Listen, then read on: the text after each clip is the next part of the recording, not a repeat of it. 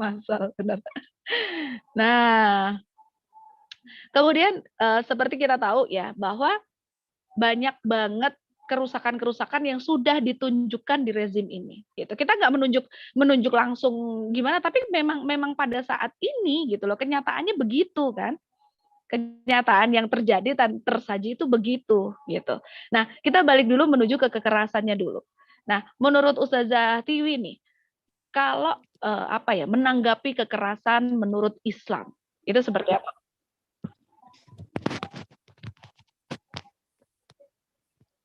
Ya, silakan Ustaz. Ya, bismillahirrahmanirrahim. Assalamualaikum warahmatullahi wabarakatuh. Waalaikumsalam. Kedengaran ya suara saya? Jelas. Ya, berbicara tentang kekerasan. Jadi kita langsung ya, sudah dibahas tadi masalahnya gitu. Di mana memang terjadi babak belur ya. Digebukin gitu, digebukin ya karena lidahnya sendiri, karena perkataannya sendiri gitu, sehingga dia digebukin lah oleh orang-orang gitu. Dan bagaimana kemudian Islam ya memandang kekerasan. Nah, memukul manusia baik itu Muslim, tapi sebelumnya kalau misalkan suara saya nggak kedengaran, tolong saya di ini ya Mbak, ditegur gitu karena jaringan juga di sini. Nah, kita lanjut lagi. Jadi memukul manusia baik itu Muslim ataupun kafir sekalipun itu hukumnya haram. Hukumnya haram berdasarkan firman Allah pada Quran surat Al-Isra ayat 70 yang artinya dan sungguh kami telah memuliakan anak cucu Adam. Ya. Nah, dalam ayat ini tidak dibedakan apakah tadi seperti yang saya sampaikan apakah dia itu muslim ataupun kafir gitu. Karena memang pemuliaan terhadap manusia itu bermakna tidak menyakiti baik itu secara lisannya maupun perbuatannya, termaksud memukulnya itu jadi tidak dibenarkan sebagaimana Rasulullah Shallallahu Alaihi Wasallam bersabda yang artinya sesungguhnya Allah mewajibkan berbuat ihsan, berbuat baik itu ihsan, baik pada segala sesuatu. Itu hadis riwayat Muslim. Nah, tetapi kalau ditanya lagi ya secara politiknya kenapa itu bisa terjadi, pasti tidak tanpa sebab. Karena mereka itu kalau kita mau lihat sebenarnya Ade Armando itu kan sebenarnya datang ke situ punya misi yang sama dengan para demonstran, yaitu juga dia menolak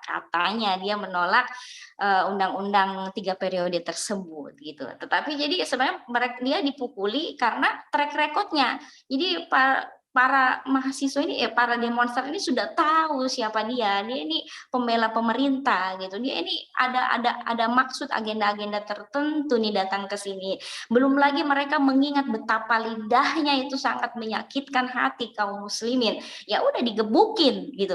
Jadi kita melihatnya dari sisi itu. Nah, tetapi kemudian larangan memukul ya, larangan memukul dan berbuat kekerasan itu dikecualikan dalam beberapa keadaan.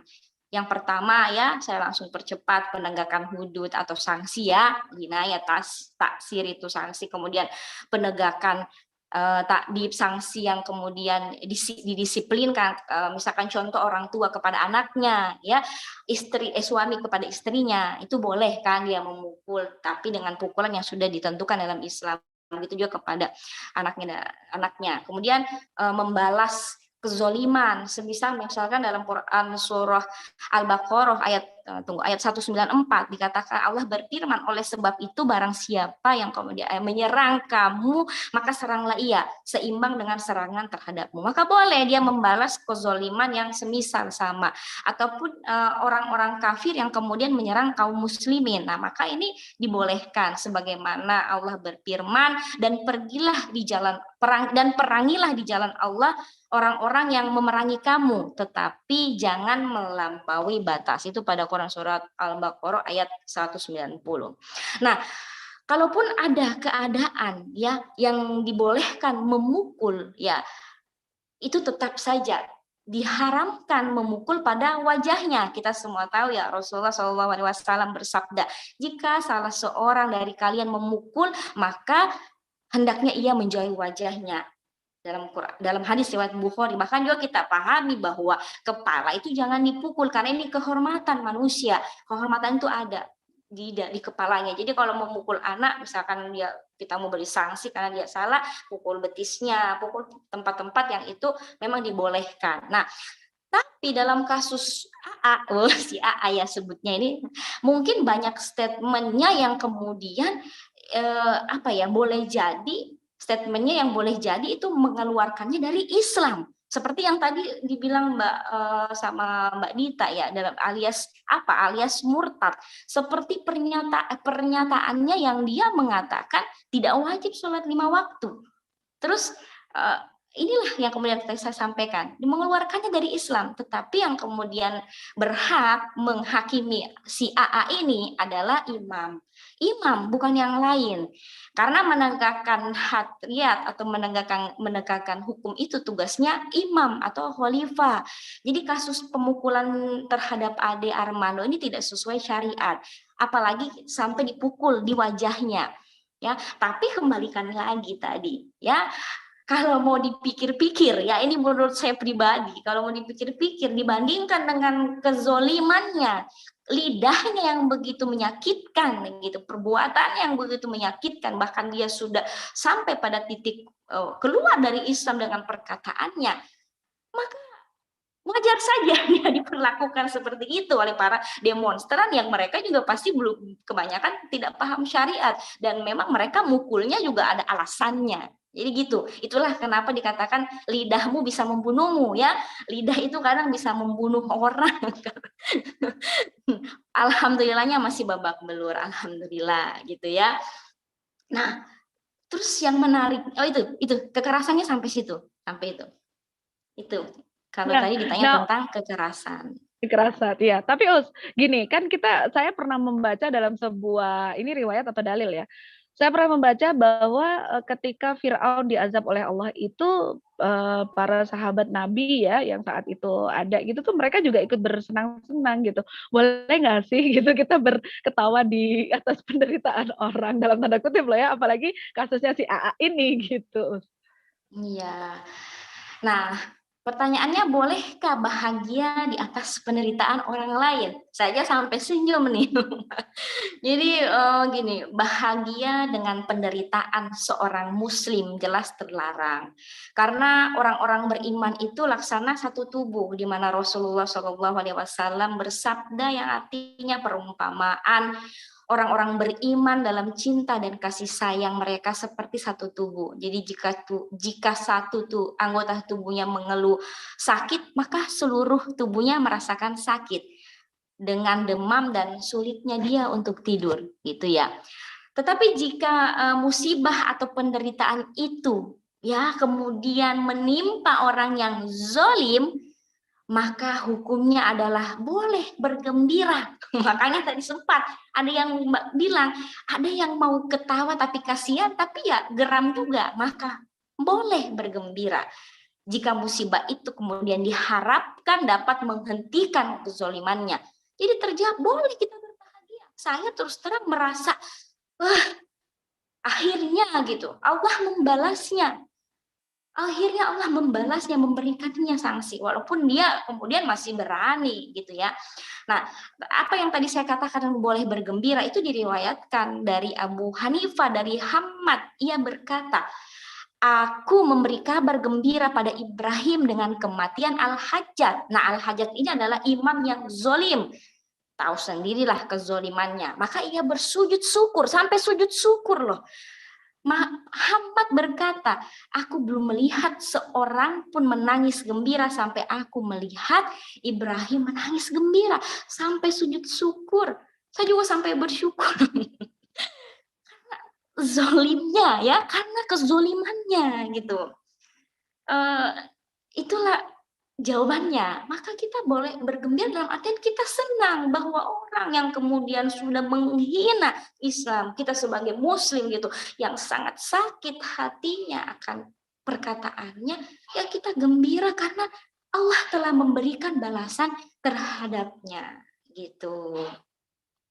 Itu Mbak Dita. Masya Allah, gamblang ya. Jadi kalau misalnya memang saudara semuslim itu kita nggak boleh bergembira di atas penderitaan orang lain, tapi Iya, untuk kasus yang ini sepertinya berbeda gitu karena ada beberapa riwayat betul. zaman dulu dan ini mungkin ini kan kayak diulang gitu ya, kayak diulang yang namanya AA ini kan sering sekali dia membuat sakit hati gitu ya sama umat muslim Iya, terutama. Apalagi dia selalu membuat diksi-diksi tentang Islam yang apa tuh kemarin tuh apa kalau kalau dia sampai bilang kalau memang Rizik ngirim apa tuh ngirim chat ini apa chat mesum itu azab dia kalau enggak azab saya dia sampai nantang kayak gitu ternyata mungkin ini azabnya kali ya. Terus kemudian iya. apalagi yang katanya umat Islam atau kenapa saya sering dia bilang dalam sebuah postingan dia bilang juga bahwa kenapa saya sering mengkomentari umat Islam gitu kan orang Islam karena menurut saya orang Islam itu terbelakang gitu sedih banget nggak sih kita dibilang terbelakang bukankah Ya, dia yang mengalami kemunduran gitu gemas rasanya. Iya, tapi berarti boleh ya, Us, kalau misalnya maksudnya kan dalam sebuah riwayat yang sudah disebutkan dari Abu Hanifah ya. Abu Hanifah iya. itu saat apa ada imam yang zalim gitu, bahkan Mm-mm. Nabi Ibrahim itu sampai sujud syukur gitu ya, karena Iya, semoga balasan tersebut membuat dia itu jera gitu, efek jera gitu kan maksudnya iya ya. betul betul. Masya Allah, luar biasa. Bergembiranya kita karena Ini, itu. Harapannya dia iya, sadar, tapi nggak tahulah oh, oke. sadar atau Nah, iya. tidak. Tapi dia sudah ini kok dia sudah berazam bahwa dia akan lebih gila dari kemarin. Oh, maka Allah akan Aduh, gitu. lebih lagi memberikan balasan kepadanya. Iya, iya. Iya, Masya Allah. Kita kita akan lihat ininya ya, lihat beberapa komentar. Gimana ya rasanya antara kasihan dan pengen bilang kapok. Kok alhamdulillah sih Us masih babak belur. Ini udah gak enak banget. Wah, tahu gitu kemarin sujud syukur ya Us. Iya loh, berarti kita boleh tepuk tangan ya. Jadi, waduh, sebentar ini ada anak saya naik-naik ke ini. Oke, nah berikutnya Us. Kalau misalnya itu kan tadi mengenai kekerasan, karena memang kita sedang menyoroti tentang babak belurnya yang di blow up habis-habisan, gitu ya. Nah, kalau misalnya kita mengambil dari apa ya segi namanya demokrasi, kenapa disebut demo, turun ke jalan, gitu. Nah, sebenarnya gimana sih Us kalau misalnya menurut Islam nih, demo tuh kayak apa sih? Terus cara penyampaikan aspirasi sebenarnya dari dalam Islam tuh yang ma'ruf tuh seperti apa, yang ahsan tuh seperti apa gimana Us? Ya, jadi saya memberikan judul gitu ya, menjawab karena ini saya ketemu tulisan ini ya judulnya menjawab subhat haramnya mengkritik penguasa di depan umum. Demo itu kan sebenarnya kalau kita sebutnya dia mengkritik kan, dia mengkritik penguasa. Aksi mereka kan adalah mereka mengkritik penguasa di depan umum. Nah, sedihnya ya sebagian umat Islam memandang bahwa mengkritik penguasa di muka umum itu hukumnya haram. Bahkan kemarin saya ada melihat akun medsos yang dia ya mengatakan seperti inilah persis yang saya sampaikan ini. Kenapa? Dia beralasan ya, alasannya nah karena banyaknya umat Islam tadi yang berpendapat begitu, alasan mereka karena terdapat hadis yang melarang seseorang kemudian menasehati penguasa secara terang-terangan.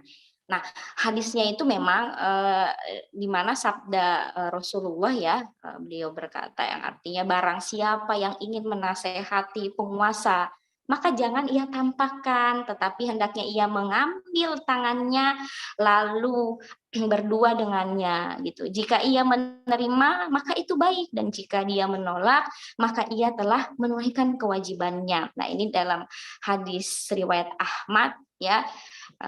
Terdapat hadis seperti ini juga ada hadis lagi gitu juga dalam lafaz lain gimana barang siapa yang memiliki nasihat pada penguasa maka janganlah ia berbicara secara terang-terangan, hendaklah ia mengambil tangannya dan berduaan dengannya. Jika ia menerima maka ia telah menerima, jika ia menolak maka ia telah menunaikan kewajiban terhadapnya, sama kayak tadi.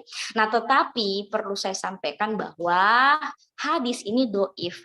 Kenapa? Karena sanadnya terputus. Saya tidak bisa jelaskan karena penjelasannya panjang sekali sanadnya itu saya aja baca panjang, tapi saya bisa mengirimkan tulisannya gitu. Itu panjang tulisannya tentang hadis ini, bahwa hadis ini dhaif dan sanadnya terputus gitu.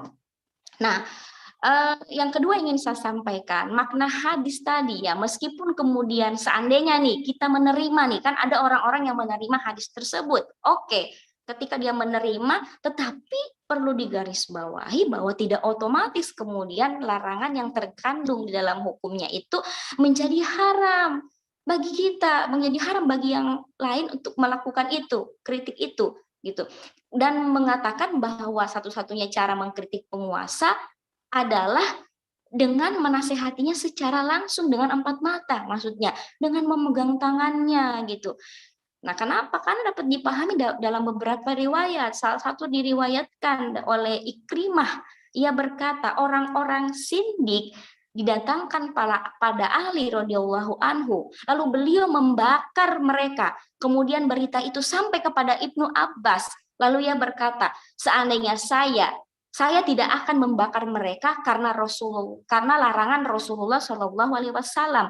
Janganlah kalian menyiksa dengan siksaan Allah. Hadis riwayat Muslim.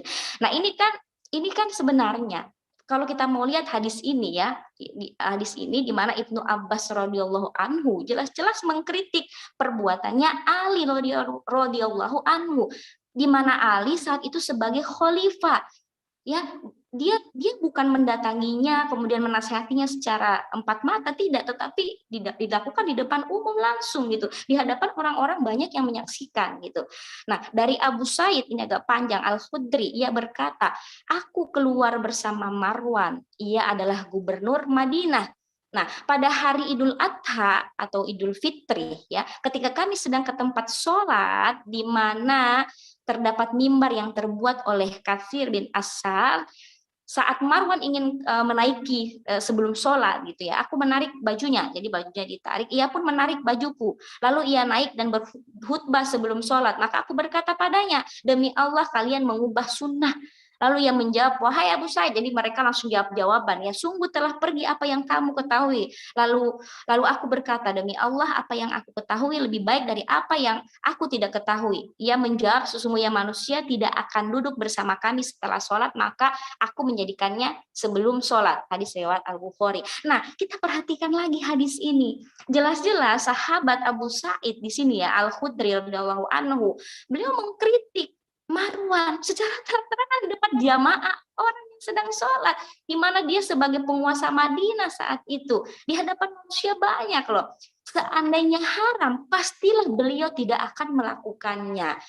Nah, dari Said Al-Makburi dan dari bapaknya ia berkata, kami berada bersama jenazah, lalu Abu Hurairah radhiyallahu anhu mengambil tangan Marwan, kemudian duduk berdua sebelum jenazah itu diletakkan. Maka Abu Said radhiyallahu anhu datang lalu mengambil tangan Marwan kemudian berkata, berdirilah karena demi Allah sungguh ia telah diketahui bahwa Nabi melarang hal tersebut. Di depannya lagi, di mana sahabat Abu Said Al-Khudri radhiyallahu anhu menegur Marwan sang penguasa Madinah saat itu di hadapan orang lain, yakni di hadapan sahabat Abu Hurairah, di hadapan sahabat ya. Beliau tidak menegurnya dengan empat mata ya. Dengan demikian ingin saya sampaikan bahwa larangan dalam hadis dalam hadis tadi yang saya sampaikan di awal yang dhaif tidak dapat dipahami haram, melainkan anjuran saja.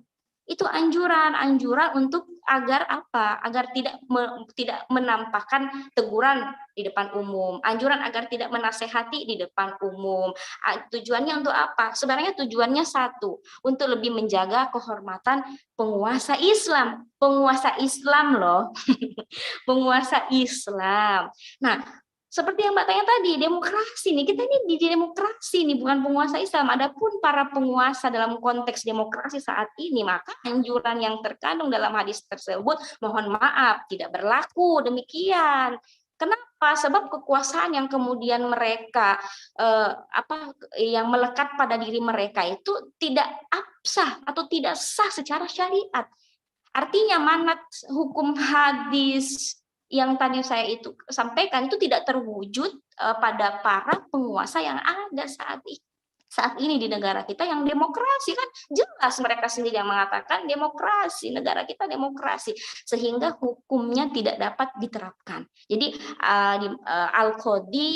Al-Qodiyat itu berkata, jika imam tiba-tiba kafir dan mengubah syariat, maka ia telah keluar dari hukum kekuasaan dan ketaatan padanya menjadi gugur serta wajib atas kaum muslimin memaksulkannya. Memaksulkannya itu seperti menurunkannya, kalau ibarat kata mencabut jabatannya, hampir seperti itu.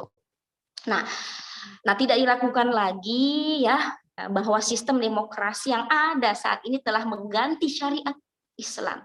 Syariat Islam tidak diterapkan, yang diterapkan adalah hukum buatan manusia dan menempatkan hak tasrif. Hak membuat hukum itu ada pada tangan manusia, bukan pada Allah lagi. Nah, tapi gini, ada juga sebagian orang yang menganggap kritik pada penguasa di muka umum termasuk gibah. Nah, jadi tadi yang pertama tadi itu sudah jelas ya, bahwa kita boleh secara terang-terangan. Kenapa? Ya berdasarkan tadi yang saya sudah sampaikan. Apalagi dalam tanda kutipnya dua, kezoliman. Kedua, menerapkan bukan hukum Allah yang diterapkan, hukum buatan manusia.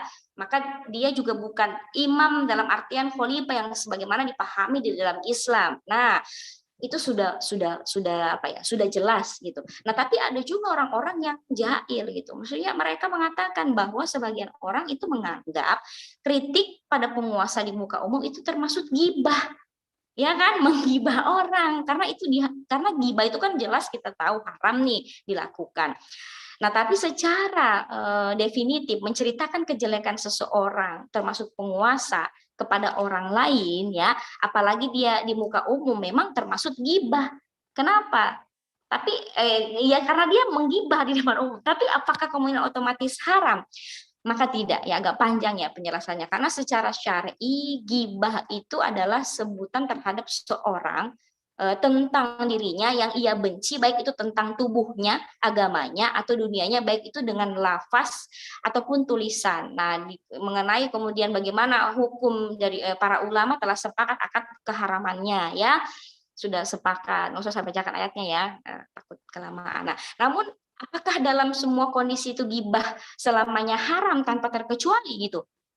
Nah, jawabannya tidak, karena Nabi dalam beberapa kondisi pernah melakukan gibah atau mendiamkan orang yang melakukan gibah yang dilakukan di hadapan Nabi. Misalnya beberapa riwayat ya, di mana dari Aisyah radhiyallahu anhu bahwa seorang laki-laki minta izin kepada Nabi Shallallahu alaihi wasallam. Nah, kemudian Nabi Shallallahu alaihi wasallam bersabda, "Berilah izin kepada orang itu, dia adalah orang yang paling jahat." Nah, Nabi mengatakan gitu, dia adalah orang yang paling jahat di tengah-tengah keluarganya. Hadis riwayat Bukhari dan Muslim. Nah, itu kan digibahi, kan jahat. Nah, yang lainnya lagi dari Fatimah binti Qais radhiyallahu anhu, dia berkata, aku pernah mendatangi Nabi Shallallahu alaihi wasallam dan berkata, sesungguhnya aku telah dihitbah, dilamar oleh Abu Jahal dan Muawiyah. Kemudian Rasulullah bersabda, adapun Muawiyah maka ia adalah orang yang miskin. Nah, digibahi lagi, yang tidak punya harta, digibahi lagi. Sedangkan Abu Jahal tak pernah meletakkan tongkat dari bahunya. Maksudnya dia itu suka memukul. Nah, digibahin. Ini dalam hadis riwayat Bukhari dan Muslim. Nah, dalam dua hadis ini ya, Mbak dan Ibu-ibu yang dirahmati Allah, ini jelas Nabi Shallallahu alaihi wasallam melakukan gibah karena menyebut seseorang dengan kejelekannya, gitu ya. Nah, Imam Al-Nawawi itu menjelaskan 6 kondisi seorang boleh gibah. Saya percepat. Yang pertama, gibah untuk mengadukan kezoliman. Nah, ini kita ini gibah mengadukan kezoliman.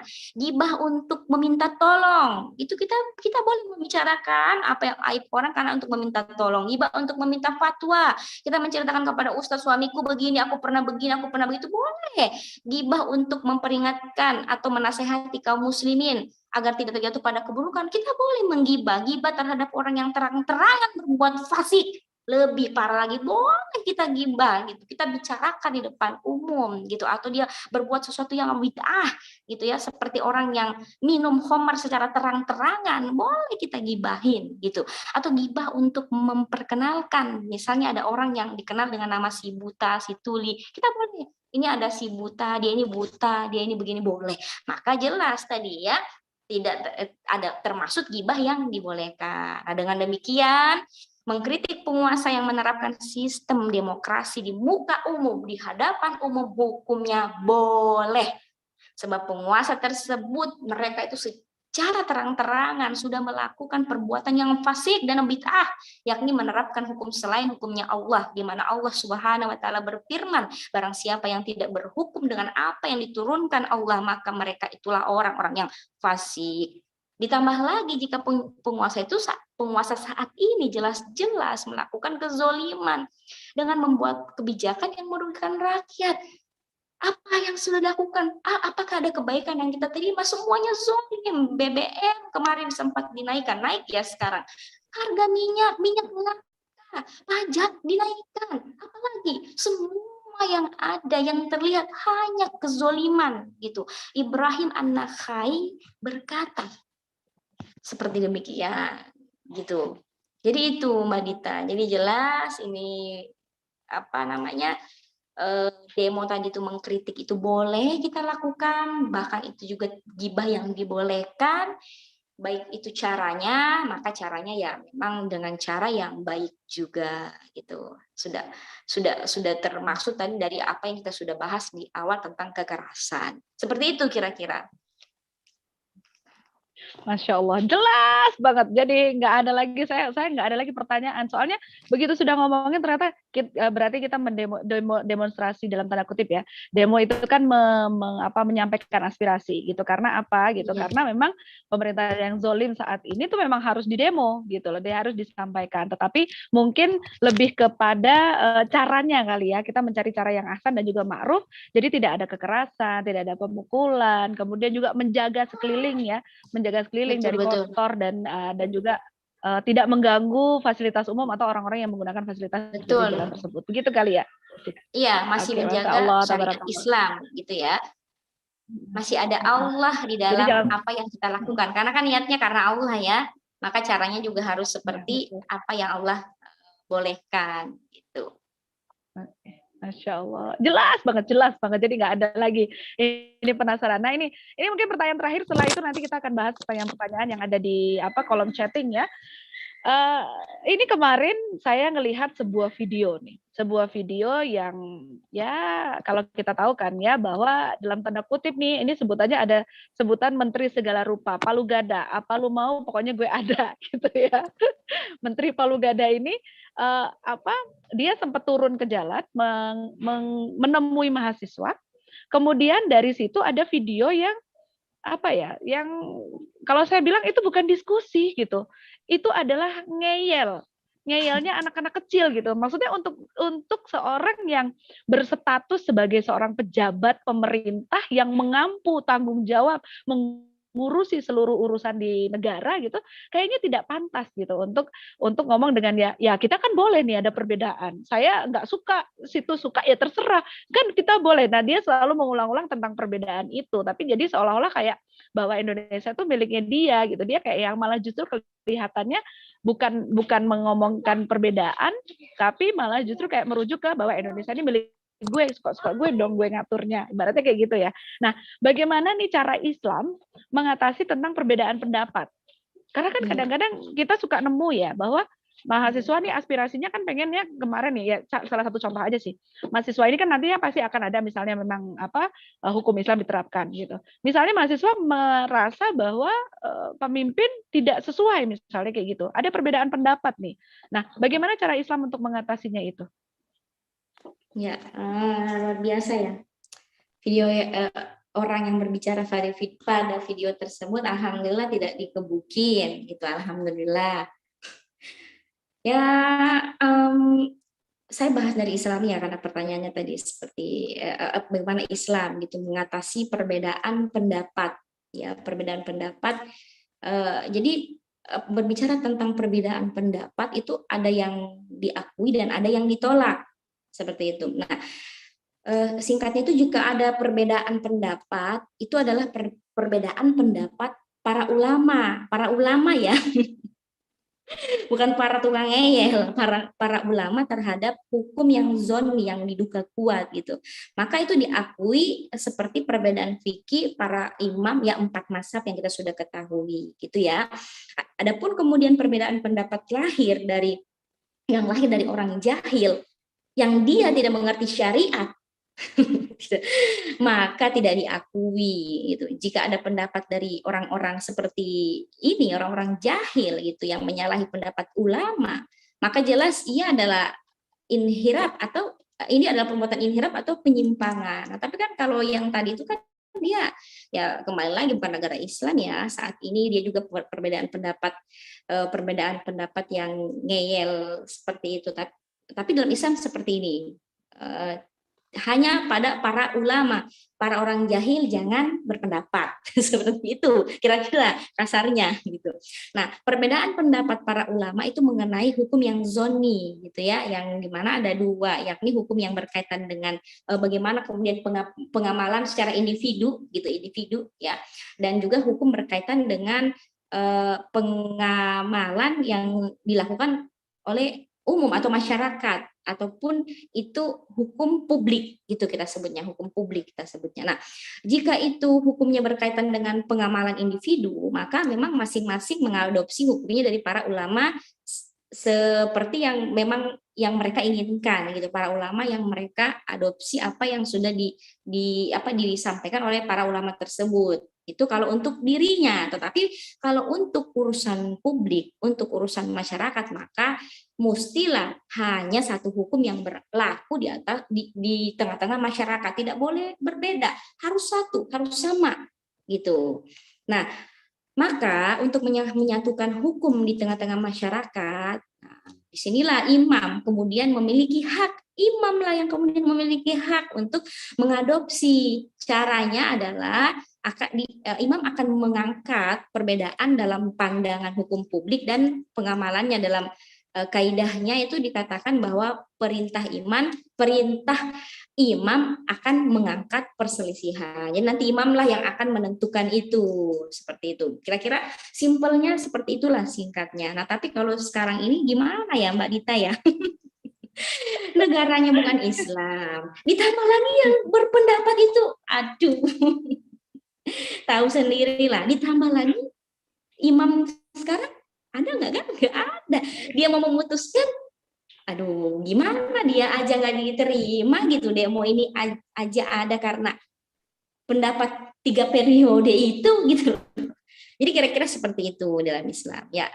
Oke, Gitu, Mbak. Masya Allah, luar biasa ya, jelas gitu, jelas banget, Masya Allah. Jadi bahwa tadi yang kita bicarakan dari awal sampai akhir dari yang disampaikan oleh Ustazah Tiwi ini, kayaknya memang tidak ada ini ya keraguan, karena semuanya memang berdasar kepada syariat. Ketika kita misalnya kembali ke syariat dalam memutuskan segala sesuatu dan segala masalah, insya Allah seluruh solusi kekacauan dunia ini sepertinya bakalan selesai. Gitu kan ya, seluruh kekacauan yang ada di dunia ini solusinya cuma satu, Islam, asalkan mau atau tidak untuk ditanamkan. Itu kalau mau ya ayo yuk bareng-bareng gitu kan ya. Nah, oke Us, di sini ada pertanyaan dari Mbak Dewi Soraya. Sebentar. Teguran untuk pribadi yang nggak boleh di depan umum ya Us. Kalau untuk kebijakan beliau boleh di depan umum. Oh iya, kalau untuk kebijakan pemerintah tadi sudah disampaikan boleh ya. Tapi yang tidak boleh itu mungkin di depan umum untuk pribadi, masing-masing pribadi. Begitu kali ya Us ya. Kemudian dari Rodatul Jannah. Kalau sekarang mau nasihatin langsung pakai melewati beberapa bodyguard, belum nyampe bisa-bisa dipenjara dulu. Iya. Udah ditembak mati kita nanti. Nah, rasanya saya tuh sebagai emak-emak apa ya namanya, barbar. Woi, katanya ada emak-emak barbar gitu ya. Kalau orang-orang Sumatera saya dengar sebutnya barbar. Rasanya ingin nerobos gitu loh. Iya, apalagi yang mengatakan tentang yang berbaju putih, kemarin baju putih ya, itu kan sudah saya anggap kayak kakek sendiri ya. Rasanya cucu lagi marah sama kakek, pengen tak kayak gitu. Tapi ya, seperti yang dibilang Mbak Rodatul ini ya gitu ya, ada bodyguard yang bisa. Betul. Jadi ternyata ya memang nggak bisa kalau kita mesti harus nyolek, digandeng, dibawa, ngajak ngobrol berdua, itu sudah tidak bisa diaplikasikan ya gitu kan. Karena tapi ternyata nih ini gamblang Maeda dan emak-emak di sini karena Maeda ini kan emak-emak yang membahas hal-hal yang berfaedah. Jadi Maeda dan Betul, emak-emak yang ada mama di keren nih. Alhamdulillah berarti halal ya kita gibain orang-orang yang zolim kepada umat. Masya Allah, tabarakallah. Iya. Oke, saya buka nih satu pertanyaan nih sebelum kita tutup ya, sebelum nanti Ustaz Zati memberikan satu penutup ya untuk pesan di hari ini. Gitu konklusinya untuk hari ini apa? Oke, ada nggak pertanyaannya? Kalau ada silakan masuk di chat atau langsung dibuka untuk mic-nya. Masya Allah malam-malam. Kemudian di bulan Ramadan kita mengulik segala sesuatu yang berbau syariat. Insya Allah semoga Allah ridho ya. Luar biasa sekali nih mama ini. Walaupun misalnya aduh kok ngomonginnya politik ya berat gitu misalnya gitu. Nah kita harus melekin nih bahwa emak-emak harus paham politik. Kalau enggak ya apa? Betul, betul. Minyak mahal emangnya bukan karena politik, karena politik. Gitu. Ya BBM naik emangnya bukan karena politik, karena politik. Karena Gitu loh. politik. Makanya ya Mak ya. Ya, jadi arti sabar itu bukan berarti kita diam terhadap kezoliman. Ya, arti sabar. Kalau sabar kita udah pastilah sabar. Maksudnya kita menerima Allah akan memberikan segala rezeki sesuai dengan porsinya kita dan pastinya akan disiapkan. Tetapi arti dari sebuah kesabaran adalah bukan berarti kita diam terhadap kezoliman. Allah akan memilih ini. Kita negur atau enggak karena ada perintah amar ma'ruf nahi mungkar dan dakwah. Ya begitu ya Us ya. Masya Iya, Allah. Oke iya. Us. Mungkin karena ini nggak ada yang bertanya ya, karena emang udah gamblang banget apa yang disampaikan sama Ustazah Tiwi ya, jadi kita sampai bingung mau tanya bagian mana gitu. Masya Allah. Amin, Nah, amin. Us, mungkin closing statement nih Us. Closing Iya. statement untuk malam hari ini. Iya, sebelum closing, saya mau ada satu hal yang sejak saya muda dulu saya terus pikirkan dalam diri saya bahwa orang-orang kafir sangat takut terhadap emak-emak yang bawa anak banyak gitu. Mereka nggak takut sama orang yang bawa senjata dulu ya katanya. Tapi mereka takut sama emak-emak. Sama emak-emak mereka takut karena emak-emak tahu sendiri lah emak-emak ini barbar gitu. Nah, kalau closing statement-nya adalah satu hal yang buat saya selalu walaupun saya tidak sempurna dalam dakwah, tapi selalu memaksimalkan diri untuk melakukan dakwah. Jadi dalam Islam ada yang namanya kita itu malah panjang ya. Sedekah gitu. Kalau bersedekah secara sedekah zahir yang kita tahu kita memberi bantuan kepada orang lain, maka kita mendapatkan pahala. Tapi ada sedekah dalam diri kita, yaitu sedekah berupa kita senyum terhadap orang lain, itu sedekah. Dia melihat senyuman kita, dia bahagia, kita mendapatkan pahala atas sedekah senyum yang kita berikan kepada saudara kita. Dan satu lagi sedekah, yaitu sedekah lisan. Sedekah dari lisan kita yang kita sampaikan kepada orang, itulah sedekah yang sangat-sangat luar biasa nilainya. Sedekah yang sesungguhnya, kalau kita sudah giat sedekah memberikan dengan uang, maka kita beri lagi dengan senyuman. Kalau kita senyuman pun sudah, kita beri lagi dengan lisan kita ini. Makanya kenapa mak-mak di sini lisannya ini harus terus berucap pada apa? Berucap pada menyeru pada apa? Menyeru pada Islam. Seperti itu kira-kira.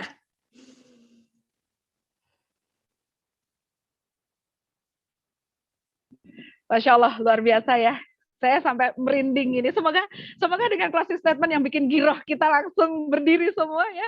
Semangat banget karena ya memang benar bahwa emak-emak ini adalah pembentuk peradaban. Bagaimana Islam bisa menjadi berjaya itu salah satunya adalah karena emak-emak. Bagaimana Ade Armando kemarin babak belur itu juga salah satunya yang ngomong adalah emak-emak.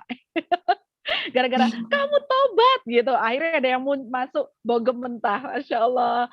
Sedekah jalanan lisan. juga ditakuti emak-emak kerudung besar, geser kanan belok kiri. Jadi kita ini harus bangkit nih sebagai emak-emak, ini takut loh mereka. Anak-anak muda aja demo, emak-emak datang, takut mereka. Harusnya ada geng emak-emak ya. Iya, anak STM pada berantem. Bener, emak-emak tuh memang luar biasa sekali. Anak STM berantem saja berhenti berantemnya gara-gara emak cuma bawa satu ember. Iya, Padahal betul, itu gendong kiri, anak kiri kanan, mulutnya dakwah gitu ya. Lagi masak dia ngomel sama suaminya, mama. Masya Allah. Iya, luar biasa sekali. Hari ini saya akhirnya bisa sedikit menyimpulkan ya sebelum kita tutup sama-sama. Semoga nanti kalau misalnya memang ada kesalahan dari kesimpulan saya boleh diubah ya. Tadi dari Mbak Garisa sudah menyampaikan bahwa ini kemungkinan ada pengalihan isu gitu karena memang kalau tiba-tiba AA yang terkenal dengan pengecut tiba-tiba turun ke jalan kayaknya nggak mungkin banget gitu, pasti ada udang di balik bakwan ya kan. Nah, terus yang jelas tadi Mbak Garisa juga sudah menyampaikan bahwa ketidaksetujuan dengan kekerasan karena emang Islam itu tidak setuju dengan kekerasan, tidak setuju dengan yang namanya apa adu domba apa sih, main hakim sendiri, itu sebenarnya juga tidak setuju gitu. Kemudian rumor-rumor yang dibikin oleh orang-orang di pemerintahan sana, fitnahan-fitnahan gitu, itu adalah hanya sekedar fitnahan keji yang memang diluncurkan kepada umat Islam yang mungkin sekarang mulai bergerak karena seperti kita tahu bahwa Yahudi itu paling takut ketika jamaah berkata amin setelah imam menyampaikan Al-Fatihah atau selesai menyebutkan Al-Fatihah. Itu Yahudi sampai takut. Artinya ketika kita umat Islam berjamaah, bergandeng tangan, berseru terhadap kebaikan dan juga amar ma'ruf nahi mungkar, insya Allah lengser semuanya. Kemudian kekerasan dalam Islam memang tidak diperbolehkan, tetapi jika misalnya itu adalah untuk menegur orang-orang yang berbuat keji dan berbuat zalim, Islam memperbolehkan. Ya, itu boleh dihalalkan maksudnya. Kemudian demo dalam Islam juga boleh dengan cara menyampaikan aspirasinya dengan cara yang baik, dengan cara yang ma'ruf sesuai dengan apa yang ditentukan dicontohkan oleh Rasulullah SAW. Nah, bagaimana luar biasa ya untuk Maeda kali ini, boleh nanti ditonton lagi di live-nya. Dan sekali lagi syukran jazakumullahu khair untuk Mbak Ganisa, untuk Ustazah Tiwi. Masya Allah, ini pahala jariahnya luar biasa ya. Benar sekali, saya pegang banget itu bahwa sedekah yang terbaik itu adalah sedekah lisan. Jadi kita jangan berhenti untuk menyeru pada kebaikan, jangan berhenti untuk berdakwah, dan apa yang kita dapat dari Maeda, walaupun sepertinya obrolannya ringan ya, tapi ini daging banget yang bisa kita sampaikan kepada emak-emak yang lain agar kita ikut berpikir sama-sama. Karena Islam hanya untuk orang-orang yang berpikir, insya Allah. Oke, baiklah, sekali lagi terima kasih untuk Maeda yang sudah stay tune dari awal tadi sampai dengan malam-malam, meski malam jadi nggak ngantuk, betul. Karena Ustazah Tiwi ini kalau ngomong ya, kita tuh kayak yang ikut gitu, kayak di atas podium gitu. Luar biasa banget. Itu ini udah saya kurangin, Mbak, karena dikasih saran sama suami, dikurangin dikit ya suaranya. Tapi luar biasa, itu dikurangin aja kita ngebakar girohnya aja luar biasa ya, Masya Allah. Jadi baik, gimana Mbak Dita? Lanjut. Gimana tuh? Part berikutnya ya, Us. Nah, abis ini ya sampai sahur ya, Us. Ya, Masya Allah. Oke. Ya, luar biasa sekali lagi. Mohon maaf lahir dan batin untuk semua mama yang hadir di sini. Ada Mbak Ganisa, kemudian ada juga Mbak Dewi Soraya, ada sama Mbak Ica, kemudian Ustazah Mira, ya Mbak Mira, ada Mbak Setiningsih, ada juga Ustazah Yana yang sudah hadir di sini, Masya Allah. Semoga kita sama-sama bisa menyalurkan atau bisa menularkan kebaikan ini ke seluruh umat dan akhirnya menjadikan umat paham dan kita bisa membentuk peradaban Islam kembali lagi jaya. Amin ya Rabbal Alamin. Nah, kita tutup ya dengan istighfar 3 kali, kemudian alhamdulillah dan doa kafaratul majelis. Astagfirullahaladzim. Astagfirullahaladzim. Alhamdulillahirabbil alamin. Subhanakallahumma wa bihamdika asyhadu alla ilaha illa anta astaghfiruka wa atubu ilaik. Baik, terima kasih untuk dari awal sampai akhir tadi. Syukron wa jazakumullahu khair. Mohon maaf lahir dan batin. Kita tutup ya. Wassalamualaikum warahmatullahi wabarakatuh. Selamat beristirahat. Waalaikumsalam. Assalamualaikum. Assalamualaikum. Maaf lahir batin. Iya. Lahir batin ya. Thank you.